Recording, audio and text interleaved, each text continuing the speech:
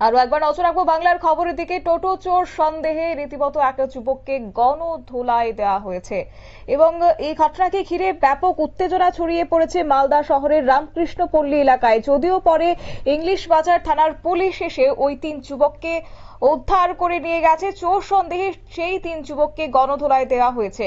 জানা গেছে মালদা শহরের 52 বিঘা এলাকার বাসিন্দা গুধা মণ্ডল এবং তার স্ত্রী রামকৃষ্ণপল্লী মাঠে টোটো রেখে জাতীয় সড়কের পাশে সবজি বিক্রি করছিল। ঠিক সেই সময় 3 যুবক মাঠে রাখা সেই টোটো নিয়ে চম্পট দেয়।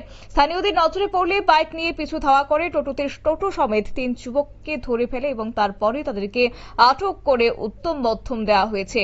কি রয়েছে সংশ্লিষ্টের বক্তব্য শুনুন। বলো। কিছু হয়নি, আমি টোটো ওইখানে রেখে সবজি বিক্রি করছি। কোথায় রেখেছিল? পল্লীশ্রী মাঠে। আচ্ছা, তারপর রেখে ইনি সবজি বিক্রি করতেছিল, আমি এসছি কেরি ব্যাগ কিনতে। এর মধ্যে ইয়াকে বলে এসছি, আর চাবি তো আমাদের কাছেই আছে, চাবি তো।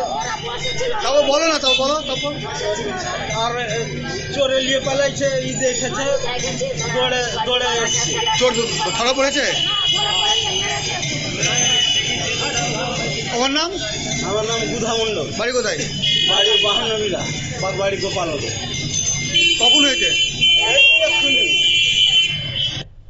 আপনারা শুনলেন সেই টোটো মালিকের অভিযোগ, সন্ধ্যা রাতেই সেই 3 যুবক টোটোটিকে দিয়ে রীতিমতো পালিয়ে যাওয়ার চেষ্টা করেছে এবং প্রত্যক্ষদর্শীদের দেখা মাত্রই তারা সেই 3 যুবককে আটক করেছে এবং তারপরে পুলিশকে খবর দেওয়া হয়েছে। যদিও শুরুতে তাদেরকে উত্তম মধ্যম দিয়েছে এলাকার জনতা এবং পরে পুলিশ ঘটনাস্থলে পৌঁছায় এবং তাদেরকে উদ্ধার করে।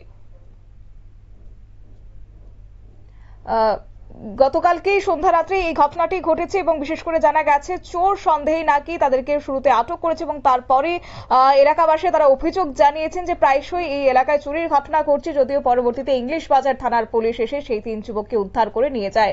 জানা গেছে মালদা শহরের 52 বিঘা এলাকারই বাসিন্দা গুধা মণ্ডল তার সেই টোটোটিকে নিয়ে চম্পট দিচ্ছিল 3 যুবক। নিয়ে নিচ্ছে ছোট্ট একটি বিজ্ঞাপন বিরতির সঙ্গে থাকুন।